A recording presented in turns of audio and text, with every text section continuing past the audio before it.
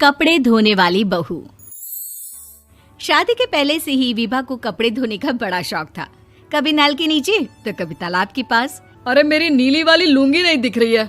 विभा की अम्मा, कहाँ रखी है लुंगी? अरे वो तो विभा ने परसों ही धोकर रखी थी आपकी अलमारी में, देखो वहीं होगी।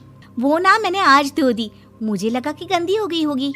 अरे कैसे गंदी हो गई थी? उसे तो मैंने पहना भी नहीं। हे भगवान, इस लड़की के कपड़े धोने की आदत से परेशान हो गया हूँ मैं। जितना तो घर में राशन नहीं आता, उससे कहीं ज्यादा डिटर्जेंट पाउडर का खर्चा है। इसकी शादी करवा दो, शादी जाए अपने घर में ही करे काम, फिर चाहे घर के कपड़े धोने हो या पूरे गांव के। हाँ ठीक बोल रही हो, देखता हूँ मैं कोई लड़का। वो दिन भी आ जाता है जब विभा को देखने लड़के वाले आ जाते हैं। लड़की मुझे अच्छी लगी। होने वाली सास कहती है, बेटी अगर कुछ पूछना है तो पूछ लो। वैसे तो हमारी लड़की बहुत ही शर्मीली है, जो बोल दो वो मान लेती है, इसे क्या पूछना होगा। अरे कैसी बात कर रही हो माँ, मुझे इन लोगों के घर रहना है, सवाल तो कई है। हाँ हाँ बेटा, पूछ लो ना, क्या पूछना है। आप लोगों के घर कपड़े कौन धोता है? सास का मुंह बन जाता है। देखो, अगर तुम ये कहना चाहती हो कि तुम्हें कपड़े धोने नहीं आते तो सुन लो, कपड़े मैं ही धोती हूँ, लेकिन तुम्हारे आ जाने के बाद मैं रुमाल तक नहीं धोऊंगी। अरे चुप रहना भाग्यवान, बहू बेचारी घर आई नहीं, उसे डराना शुरू कर दिया। वो क्या है ना बिटिया, अभी तक तो ये कल्लू की माँ ही धोती थी, लेकिन अब तुम्हारे पापा तो दहेज में वॉशिंग मशीन देंगे ही।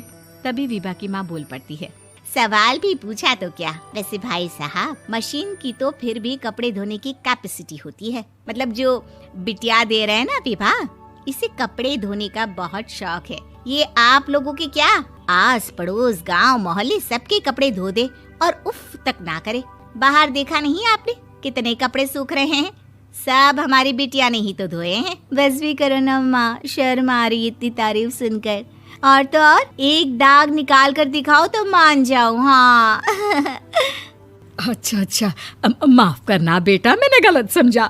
हमें तो रिश्ता बहुत पसंद है। और ऐसे जुड़ जाता है रिश्ता कपड़े धोने का शौक रखने वाली विभा का। उसकी शादी हो जाती है कोयला फैक्ट्री में काम करने वाले कल्लू के साथ। शादी के बाद अचानक विभा चिल्लाती हुई सास के पास आती है। सासू माँ, अरे सासू माँ कहाँ है आप?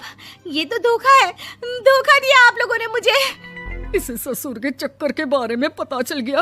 अरे तो उसमें तुझे क्यों धोखा मिला है? अरे नल में पानी नहीं आता, कपड़े कैसे कब धुलेंगे? अच्छा अच्छा, तू पानी नहीं आ रहा उसकी बात कर रही है। तो आपने क्या सोचा? कुछ नहीं। अच्छा, तेरी माँ ने कहा था कि कपड़े धोने का शौक है तुझे, याद आया मुझे। शौक शौक बोलकर कपड़े धोने वाले मेरे जुनून को कम ना आके सासू माँ, कपड़ा धोना मेरा गुरूर है। तभी पति भी वहाँ आ जाता है। अभी अभी मैंने इसे सनी देओल की फिल्म दिखाई है, उसी के डायलॉग मार रही है माँ। अच्छा सुन, साफ साफ बता रही हूँ, पानी सुबह 4 से 6 और शाम को 10 से 12 आता है, समझी? विभा टाइमिंग सुनकर हैरान हो जाती है। ये क्या भूतों का मोहल्ला है? सुबह 4 बजे उठकर कौन कपड़े धोता है? 4 बजे टंकी में पानी जाता है, फिर सारा दिन धोना ना, किसने मना किया? अरे कैसी बात कर रही हैं? 200 लीटर की टंकी में कितने कपड़े धो लूंगी मैं, सुबह ही उठ जाऊंगी मैं। अब क्या था, विभा सुबह 4 से लेकर रात के 12 बजे तक कपड़े ही धोती रहती। एक रोज सास पड़ोस से निकलकर कहीं जा रही होती है कि साथ वाली कहती है, हाँ कल्लू की माँ, जरा ये बताओ कि 2 साड़ी है, 2 ब्लाउज और एक पेटीकोट और एक नाड़े वाला लंबा कच्छा। हाँ तो? अरे तो क्या, कितना लोगी धुलाई ये बताओ। धोबन दिख रहे हैं हम क्या? हमारे पति सरकारी नौकरी से अभी अभी रिटायर हुए हैं और बेटा सुपरवाइजर है कोयला फैक्ट्री में। धोबन समझ रखा है हमें। हाय रे कल्लू की अम्मा, माफ कर दो, वो तो मोहल्ले में यही सब बता रहे थे कि तुमने बहू को कपड़ा धुलवाने के काम में लगा दिया है। सास को पड़ोसन की बात सुनकर गुस्सा आ जाता है। वो घर पहुंचती है जहां घर के बाहर ही इतने सारे कपड़े सूख रहे होते हैं जितने कि किसी धोबन के घर पर। अरे ओ कल्लू की दुल्हन, बाहर निकल। माँ जी यहीं आ जाओ, बाथरूम में चादर धो रहे हैं हम। अरे अभी हम धोते हैं, तुमको बाहर निकलो। ये आस पड़ोस वाले बोल रहे हैं कि हम बहू से कपड़े धुलवा धुलवा कर उसे कपड़ा धोने वाली बना दिए हैं। अरे छोड़ो ना माँ जी, किन लोगों की बातों में आती हो? आस पास के लोगों का तो काम ही होता है कि वो किसी तरह सास बहू को लड़ा दे। बहू सारे घर के कपड़े धोती है, ये क्या कम है? बोलिए। सास को भी लग जाता है कि वो बहू का ये सनकीपन नहीं छुड़वा सकती, इससे अच्छा है कि खुद ही चुप हो जाए। एक रोज सास और बहू मंदिर जाते हैं, जहाँ सास की साड़ी वहाँ खड़ी भीख मांगने वाली से मिलती है। माँ जी क्या बात है, आपकी साड़ी उस भिखारन से कितनी मिल रही है ना? हाँ हाँ देखो तो, दोनों की साड़ी मिल रही है। क्या बात है कल्लू की अम्मा, तुम खुद को तो अफसर की बीवी बताती हो और ऐसी सिंपल सी प्लेन साड़ी पहनकर घूमती हो। सिंपल और प्लेन नहीं है ये साड़ी। तो क्या सोने के धागे से फूल बने हैं? कुछ भी सासू माँ, कुछ भी। हाँ, बने थे इस साड़ी में सोने के धागे से फूल।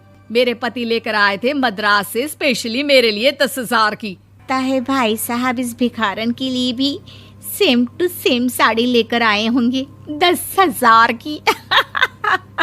सास उस वक्त तो कुछ नहीं कहती, लेकिन बहू के साथ घर आती है और अलमारी से एल्बम निकाल कर लाती है। ये साड़ी देख रही है, ये वही साड़ी है जिसे मैंने अभी पहना था।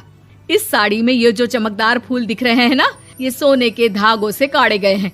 लेकिन तू लोकल वॉशिंग मशीन ब्रश से घिस घिस कर सारे फूलों को निकाल कर साड़ी प्लेन कर दी।